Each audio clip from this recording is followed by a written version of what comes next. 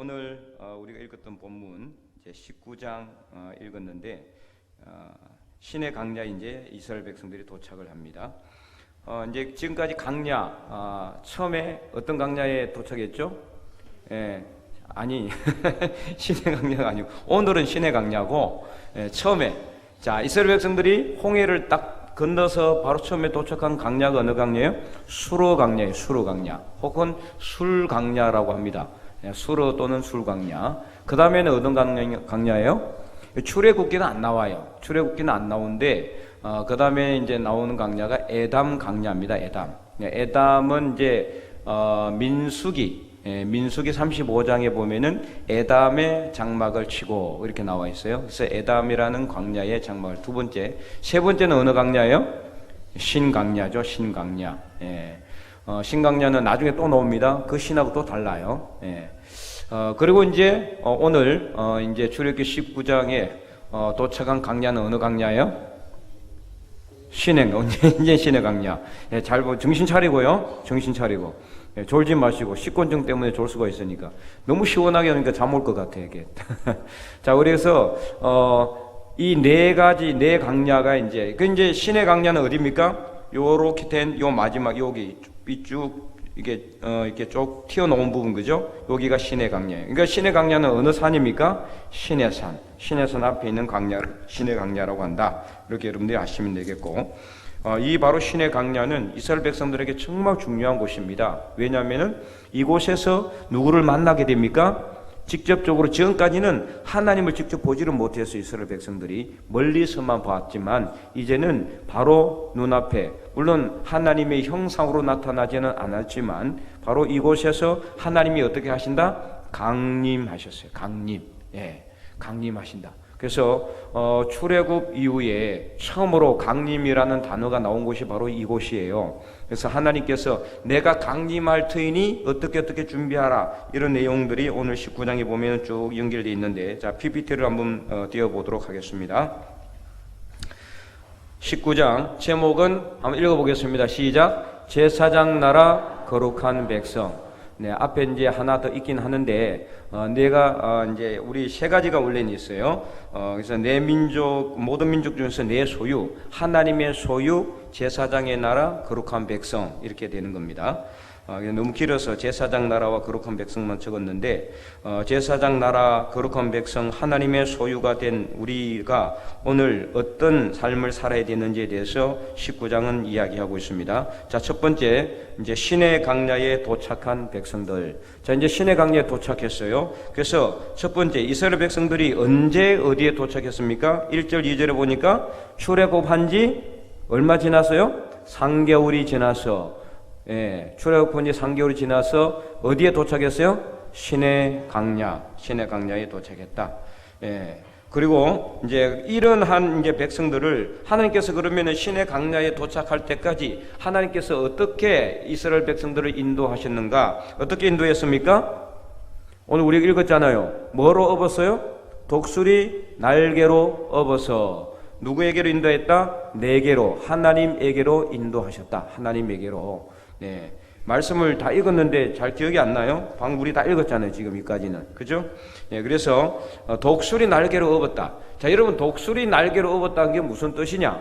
하나님께서 가장 강력한 독수리는 이 새 중에서는 가장 맹수입니다. 큰 독수리는 막 사슴도 채가는 그런 힘이 있잖아요. 그래서 가장 강력한 힘, 가장 전능하신 하나님의 그 능력을 의미하는 거예요. 독수리 날개로 업었다라는 것은 그만큼 하나님께서 이스라엘 백성들을 신의 산까지 인도할 때까지 하나님이 특별히 보호하시고 그들을 인도하셨다는 것을 말씀하고 있어요.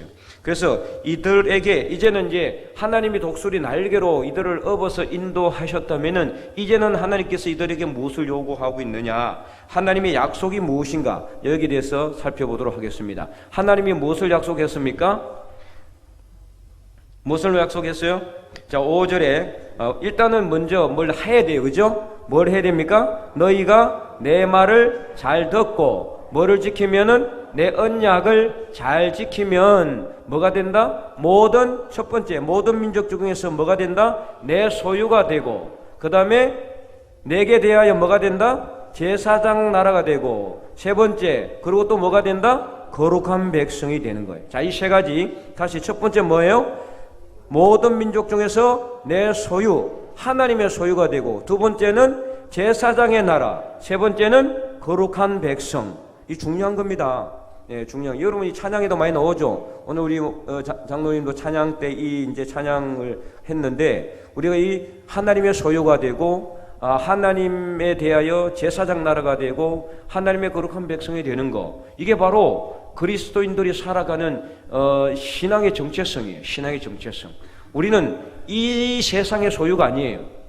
그래서 어디에 속한 사람이라고 그랬어요? 사도 바울이 하늘에 속한, 하늘의 시민권을 가지고 있다 그랬잖아요. 그러니까 하늘에 속한 사람들이기 때문에 하나님의 소유예요. 하나님의 소유. 자, 그래서 자세하게 한번 이제 살펴보도록 하겠습니다. 이게 이제 무슨 말씀인지 자세하게 이제 살펴보면, 첫 번째, 자, 하나님의 소유가 된다는 것은 무슨 뜻인가? 하나님의 소유라는 것은 히브리어로 세쿨라라는 건데, 이거는 뭐냐면 소중한 보물이라는 뜻이에요. 소중한 보물. 여러분, 보물 있습니까? 보물 없어요? 보물 없어요? 보물 있죠? 예, 어디에 있어요? 집에. 그죠? 금고 안에 다 들있죠? 예, 어떤 사람은 뭐 5캐럿 다이아 반지도 있을 수 있고, 어떤 사람은 순금 한 50돈 되는 것도 있을 수도 있고, 뭐 순금 금바도 있을 수도 있지 모르는. 하여튼 어쨌든 간에 네, 보물, 예, 귀하게 여기는 보물이 있잖아요. 물론 이제 제가 묻는 거는 그냥 일반적인 보물을 이야기하는 겁니다. 여러분들은 머리 굴려가지고 보물이라 그러는데, 이게 이제 지금 보물, 내게 가장 중요한 보물은 하나님 아니면 이렇게 생각하시는 분들도 있을 것 같은데, 어쨌든 간에 우리가 살아가면서 중요하게 여기는 걸 보물이라 그러잖아요. 그죠? 예, 보물이라는 건 가장 귀한 거죠. 그래서 자, 소유란 뜻이 뭐다? 하나님의 귀한 보물이다. 그러니까 하나님이 우리를 뭐로 여기신다는 거예요? 보물로. 예, 모든 민족 중에서 너희는 나의 보물이다, 이런 뜻이에요. 많은 사람들 중에서 너는 내 보물이다. 하나님이 나 같은 사람을 택하셔서 하나님의 보물로 삼았다. 이 얼마나 큰 은혜입니까? 정말 우리가 보물이 될 가치가 있는 사람들이에요. 물론 어떤 사람은 지식도 뛰어나고 권력도 있고 돈도 많고 명예도 있어서 보물이 될 만한 그런 자격이 있는지 모르겠지만, 또 안 그런 사람들도 있을 거예요. 야, 나 같은 사람이 보물이 될 수 있을까? 그러나 하나님에게는, 하나님이 택한 우리 모두가 다 하나님에게 보물이 된다는 것을 믿으시기 바랍니다. 모든 민족 중에서 너희는 내 소유가 되겠고, 내 소유. 자, 그래서 5절에 나와 있잖아요. 5절 말씀 한 번 더 큰 목소리로 한번 읽어보도록 하겠습니다. 5절, 저를 보지 말고 성경을 읽으시기 바랍니다. 19장 5절 시작. 세계가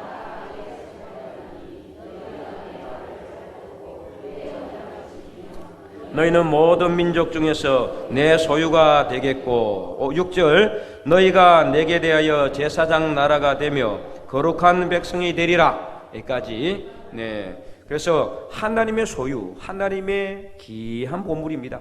귀한 보물. 여러분은 아무도 인정해 주지 않아도 다 하나님의 귀한 보물이에요. 그렇기 때문에 주눅들 필요가 없어요. 아무도 나를 인정해 주지 않고 나를 주목하지 않아도 하나님은 나를 보물로 여기셔서 택하셨단 말이에요. 그러니까 여러분, 귀한 하나님의 보물인 줄 믿으시기 바랍니다. 자, 그러면은 이제 두 번째, 그러면은 하나님에 대하여 제사장 나라가 된다는 것은 무슨 뜻일까? 제사장 나라는 히브리어로 마물레케트 코하님 이렇게 이제 돼 있는데, 이것은 제사장들의 나라라는 뜻이에요. 제사장들의 나라, 제사장들로 이루어진 나라. 그 제사장들로 이루어졌기 때문에 얼마나 거룩하겠어요, 그죠? 그래서 타락한 세상과 하나님 사이에 무슨 역할을 한다? 중재 역할을 하는 거예요. 당시 이제 지금은 누가 하나님과 우리 사이를 중재 역할을 합니까? 예수님이잖아요. 그래서 예수님만이 유일한 중보자예요. 우리 인간과 하나님을 연결시켜 주시는 분은 오직 유일하신 예수 그리스도밖에 없어요. 그러니까 우리가 예수님을 믿음으로 누구를 알게 되는가? 하나님을 믿게 되고, 하나님을 알게 되고, 하나님을 가까이 갈 수 있는 거예요. 예수님 아니면 안 돼요. 그래서 예수님을 믿음으로 우리는 하나님을 믿게 되고, 예수님을 믿음으로 하나님께 가까이 갈 수가 있는데, 그러나 구약시대 때는 아직 예수님 오지 않았어요. 그러니까 그 예수님의 역할을 누가 했어요? 제사장이 한 거예요. 제사장이. 예, 제사장.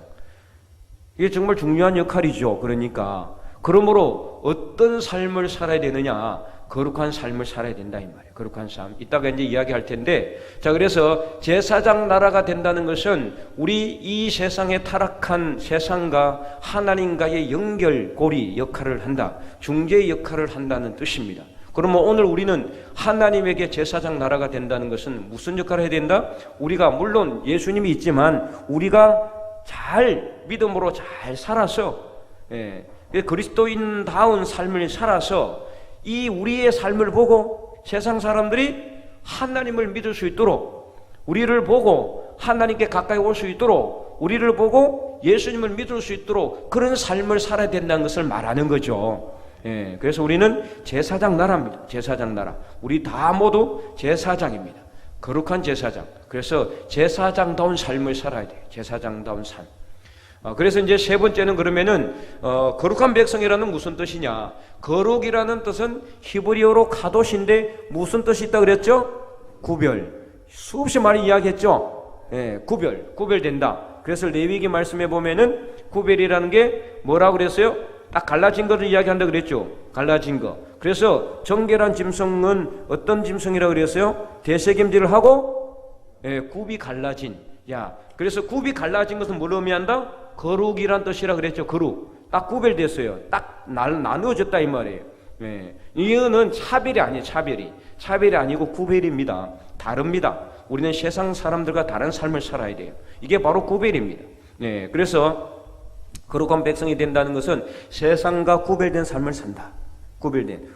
어떤 신분이기 때문에? 제사장의 신분이기 때문에. 제사장의 신분이기 때문에.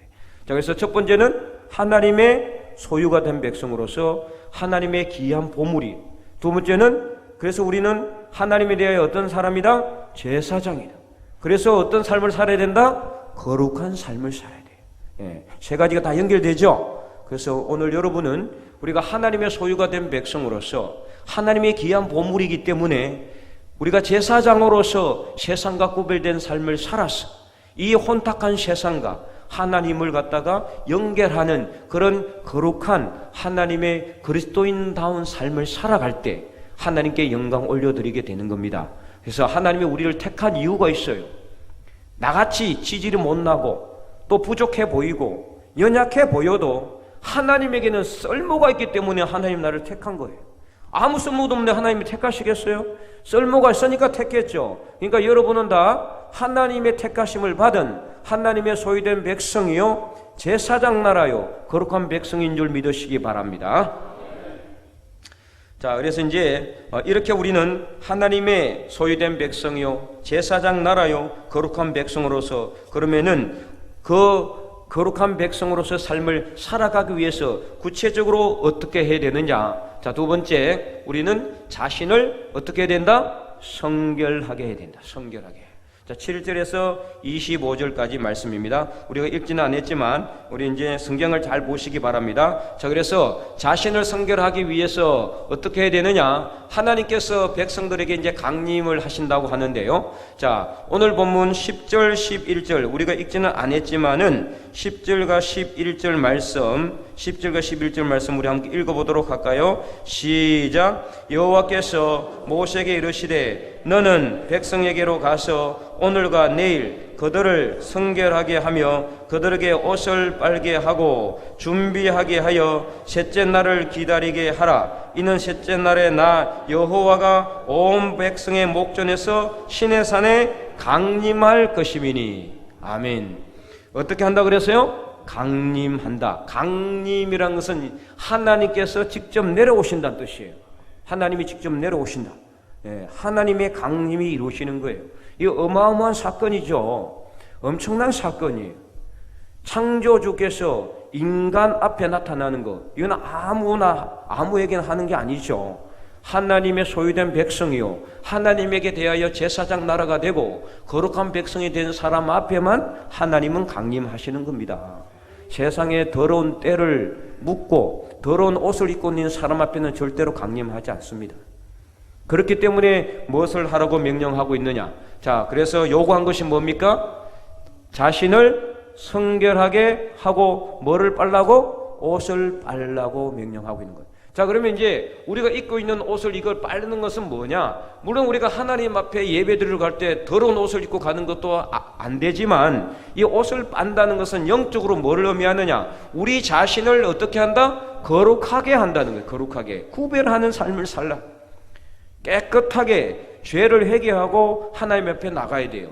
제가 있는 몸으로, 당시에 제가 있는 모습으로 하나님 앞에 나가면 어떻게 됩니까? 바로 죽임을 당합니다. 그래서 제사장들도 특별히 대제사장이 이제 구약 시대의 성전은 장막, 성막으로 돼 있었는데요. 이 신약 시대에 오면서 이제 구약 시대부터 물론 이제 이 성전이 있었지만 이 이스라엘 백성들이 광야에서 40년 동안 방황할 때는 성막이 있었어요. 그 성막 안에는 뭐가 있느냐? 물론 일반 성전에도 있지만은 바로 지성소와 성소로 나누어져 있는데, 지성소에는 하나님의 법궤가 딱 모셔져 있고 그 앞에 1년에 대제사장이 딱 한 번 들어갈 수 있어요. 언제 들어갈 수 있다고 그랬어요? 대속 제일에. 그게 언제냐면 우리나라 이제 그거는 아니지만 7월 10일 대속 제일이라고 있어요. 그 대속 제일에 제사장 중에서 대제사장만이 1년에 한 번 그 지성소에 들어가는데, 지성소에 들어갈 때 어떻게 하느냐? 제사장들이 성소에 들어갈 때도 마찬가지고, 항상 제사장들은 성소나 지성소에 들어갈 때 뭐를 매느냐면은 바로 이 허리에다가 줄을 매서 들어간다는 거예요. 그리고 또 제사장과 대제사장 무엇을 입느냐면은 이 옷에, 이 겉옷 밑에 뭐가 달리느냐면은 성류와 그 다음에 금방울이 달려 있어요. 예, 그래서 이게 서로 부딪혀서 뭐가 나게 한다? 소리가 나게 해야 돼. 소리가. 이게 만약에 따르릉 이렇게 소리가 나지 않으면 어떻게 된 거다? 죽은 거예요. 그래서 줄을 맨 걸 갖다 꺼내야 돼요. 들어갈 수도 없어요. 들어가면 들어간 사람마다 죽으니까. 이게 뭐를 의미하느냐? 하나님 앞에 나갈 때는 성결하게 돼. 그래서 제사장은 여기 간을 딱 쓰는데 여호와께 뭐 하라? 뭐라고 딱 써져 있다고요? 성결이라는 이 글귀가 쓰여지는 간을 써야 되는 거예요. 이 간을 쓰고 무조건 들어가야 돼. 이게 뭐를 의미하느냐? 하나님 앞에 나갈 때는 성결해야 된다. 성결. 성결이라는 단어는 깨끗하고 순결한 것을 의미합니다. 자, 여호와 앞에서 깨끗하고 순결한 것은 우리가 실질적으로는 성적인 그런 죄를 짓지 않는 것도 의미하지만, 실제로 하나님께서 말하는 엄난의 죄는 뭐냐? 하나님 외에 다른 우상을 섬기는 것을 엄난의 죄라고 하는 거예요. 하나님 외에 다른 우상을 섬기니까 어떻게 됩니까? 육적으로도 성적인 죄를 짓게 되고, 그리고 율법적으로도 죄를 짓게 되는 거죠. 그러니까 가장 중요한 것은 뭐냐? 하나님만을 우리가 섬기는 삶을 살아갈 때 모든 것은 다 해결돼요. 그래서 성결이라는 단어는 하나님 외에 다른 신을 섬기지 않는 삶을 의미하는 것입니다. 그러므로 자신을 성결하게 하고 옷을 빨지 않으면은 하나님 강림하실 때 다 죽는 겁니다.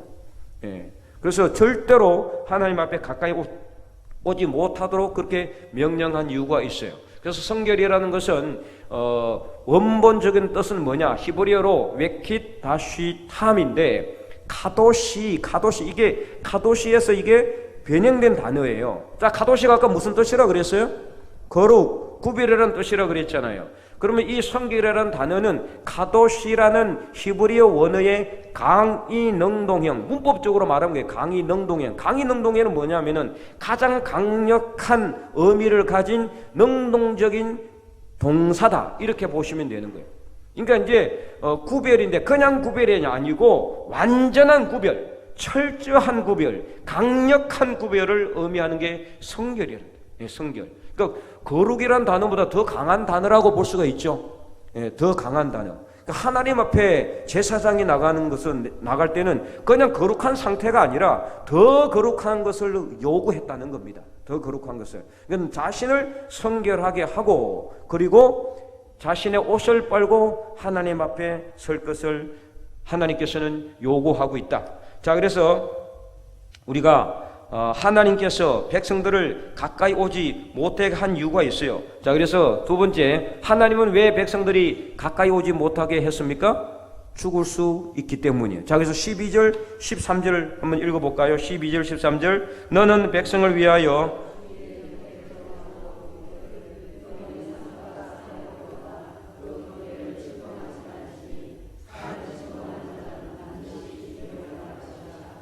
그런 자에게는 손을 대지 말고 돌로 쳐 죽이거나 화살로 쏘아 죽여야 하리니 짐승이나 사람을 막론하고 살아남지 못하리라 하고 나팔을 길게 불거든 산 앞에 이를 것이니라 하라.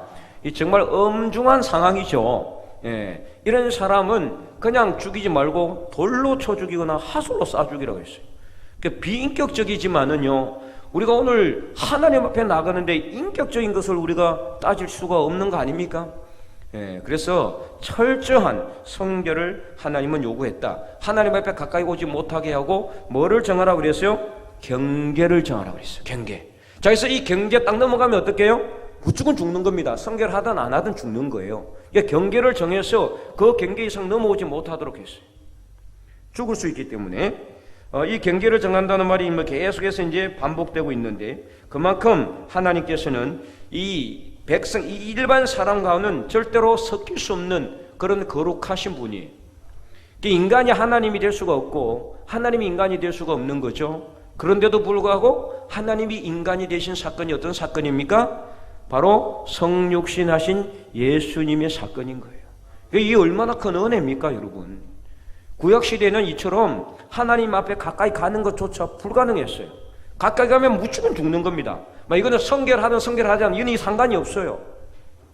일단 하나님 앞에 강림, 하나님께서 사람 앞에 강림하는데 그때 사람들 중에 성결하지 못한 사람은 다 죽고, 그런데 경계를 정해놨는데 경계를 침범하는 사람은 다 죽는 거예요. 근데 오직 경계를 침범했지만 죽지 않는 사람이 있었어요. 그 누굽니까? 모세였어요. 모세 한 사람은 하나님이 허락했습니다. 그래서 시내산에 올라갔잖아요. 경계를 더 넘어서 간 거죠. 시내산에 올라가서 직접 하나님께서 돌로 돌판에다가 적은 십계명에 적힌 돌판을 주셨잖아요. 직접 받아서 온 거예요, 모세가. 모세 한 사람이었어요. 그래서 모세 한 사람은 하나님을 대면하여 본 자라고 했어요. 대면하여. 그러한 은혜가 오늘 우리에게도 있을 수 있습니다. 누구를 통해서요? 예수 그리스도를 통해서 우리는 바로 하나님을 만나게 되는 거예요. 이게 엄청난 큰 은혜죠. 이때는 그게 어불성설, 절대로 이룰 수 없는 거예요. 하나님 앞에 가까이 갔다가는 다 죽임을 당할 수밖에 없는 그런 경계가 있었다. 경계. 자, 그래서 이제 21절, 22절에도 그렇게 나와 있어요. 자, 21절, 22절 읽어보겠습니다. 시작. 여호와께서 모세에게 이르시되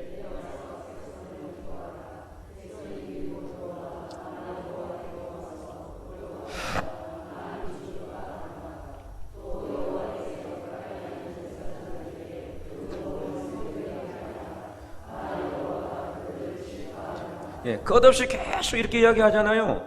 죽지 않도록 계속 이야기하고 있어요. 자, 24절에도 읽어보겠습니다. 여호와께서 그에게 이르시되 가라, 너는 내려가서 아론과 함께 올라오고 제사장들과 백성에게는 경계를 넘어 나 여호와께로 올라오지 못하게 하라. 내가 그들을 칠까 하노라. 아멘. 자, 그래서 이 경계라는 것은 과연 무엇인가? 여러분, 경계라는 건 뭘까요? 이 경계는 절대로 우리가 하나님 앞에 더 이상 나가지 못하는 그 선을 의미하는 거예요. 구약에서는 이 경계가 있었어요. 그래서 이 경계를 허무신 분이 누굽니까? 예수님이에요.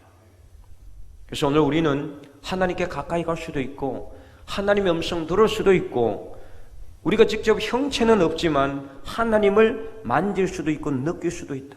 누구를 통해서요? 예수 그리스도를 통해서. 예수님께서 뭘 허무셨기 때문에? 경계를 허무셨기 때문에. 그 경계를 허무신 것이 어떤 사건으로 나타나신 겁니까? 십자가에 우리의 죄와 허물을 다 가지고 죽으셨기 때문에 이제 우리는 완전하게 깨끗한 사람이, 성결한 사람이 됐기 때문에 하나님께로 갈 수가 있는 거예요. 이 이스라엘 백성들이 아무리 자신을 성결하게 한들 100% 할 수가 없잖아요. 그러니까 경계로 넘어가면 죽지만 이제 우리는 예수님을 믿는 모든 사람들은 완전히 성결하게 되기 때문에 하나님께로 가까이 갈 수가 있다. 그러므로 이 경계를 넘어서 하나님께로 갈 수 있는 이 놀라운 구원의 은혜를 여러분 깊이 감사할 수 있기를 바랍니다. 그래서 하나님은 어떤 모습으로 강림을 하셨느냐? 16절에서 18절에 보면은 우리가 한번 읽어볼까요? 16절에서 18절까지 셋째 날 아침에 우레와 번개와 빽빽한 구름이 산 위에 있고 나팔 소리가 매우 크게 들리니 진중에 있는 모든 백성이 다 떨더라. 모세가 하나님을 맞으려고 백성을 거느리고 진에서 나오매 그들이 산 길석에 서 있는데 시내 산에 연기가 자욱하니 여호와께서 불 가운데서 거기 강림하심이라. 그 연기가 옹기 가마 연기 같이 떠오르고 온 산이 크게 진동하매. 아멘. 네, 그래서 빽빽한 구름 사이에서 불 가운데서 강림하시는데 형체가 없습니다. 하나님은 형체가 있습니까? 없어요. 예, 그러나 소리로 어떤 빽빽한 구름같이 그 다음에 강력한 소리로 하나님의 강림을 이제 하나님께서는 알려주시는 거죠. 그래서 오늘 우리가 하나님의 형상을 보는 것이 아니라 하나님의 살아계심을 우리가 믿어야 하나님을 만날 수가 있다는 것을 아시기 바랍니다. 특별히 우리가 성결하게 해야 하나님을 만날 수가 있어요. 내가 하나님을 만날 수 있는 것은 오직 이것밖에 없어요. 내 자신을 깨끗하게 하고 거룩하게 구별하고 구별된 삶을 살 때는요, 내가 하나님 만나기 싫어도 하나님을 만날 수밖에 없어요. 그런 사람에게 하나님은 강림하시는 겁니다. 그래서 만나주시고 말씀하시고 우리를 인도하셔서 우리에게 필요한 것도 공급해 주시고 우리 육신의 질병도 고쳐주시고 문제도 해결해 주시고 우리에게 필요한 모든 것을 하나님께서 예비해 주실 줄로 믿으시기 바랍니다. 자, 그래서 오늘 본문 말씀을 통해서 우리가 받을 수 있는 교훈, 첫 번째 우리 큰 목소리 읽어보겠습니다. 말씀에 순종하면 우리는 하나님의 소유가 되고 제사장 나라와 거룩한 백성이 됩니다. 아멘. 믿습니까? 그래서 오늘 본문 말씀 보면은 너희가 내 말을 잘 듣고, 내 말은 누구 말입니까? 하나님 말씀을 잘 듣고, 즉 순종을 잘하고 내 언약을 지키면, 하나님의 언약을 잘 지키면, 하나님의 말씀을 잘 지키고 순종을 하면은 우리는 모든 민족 중에서 하나님의 소유가 되고 하나님의 보물이 된다 이 말이에요. 여러분, 보물을 그냥 함부로 여깁니까? 아니잖아요. 여러분, 보물 어디에 숨겨놨어요? 여러분 집 앞에다 놔뒀어요? 다 들고 가게? 장롱 깊숙한 곳에, 아무도 모르는 곳에 숨겨놨죠? 말해봐요. 말 안 하겠죠, 그죠? 누가 말하겠어요? 그냥 다 훔쳐가게. 아, 나는 우리 집 어디에다 숨겨놨다. 그럼 그 다음날 없어질 수 있으니까 조심해요. 이처럼요, 보물이라는 것은 애지중지 아주 귀하게 여기는 거예요. 그러니까 하나님이 우리를 어떻게 한다? 애지중지하시고 귀하게 여기시는, 귀하게 여기는 거예요. 그래서 모든 민족 중에서 뭐가 된다? 하나님의 소유가 되고, 어떻게 할 때?